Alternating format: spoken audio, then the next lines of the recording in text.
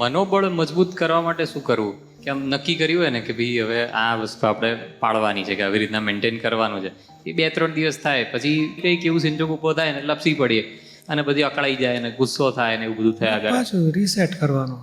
જમતા જમતા ફોન આવે તો ફોન પતાવીને ખાવાનું છોડી દઈએ ને પછી હા વચ્ચે ડિસ્ટર્બ કરે, હવે કારે મારે કાંઈ ખાવું નથી. અરે ચાય છોડે નહીં, હા એક ઘૂંટડો પીએ, જવાબ આપે હા હા પછી વાત કરું, હા આરામથી ચા પી નાખે.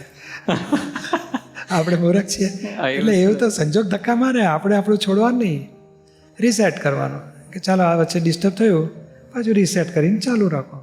એક નક્કી કરો અને સિન્સિયરલી પૂરું કરો તો શક્તિ વધે. પછી તમે જેટલા સિન્સિયર રહેતા જશો એમ પછી રિઝલ્ટ મળતું જશે. નહીં તો આ ઇનસિન્સિયરિટીથી બધા ડિસ્ટર્બ, 2 વખત ડિસ્ટર્બ થવાની શક્તિ ઉત્પન્ન થાય, પછી બીજી વખત પોલ મારો એટલે 4 વખત પોલ મારવાની શક્તિ ઉત્પન્ન થાય. એમ કરતાં કરતાં કોઈ દાડો ઊંચો જ ના આવે પછી.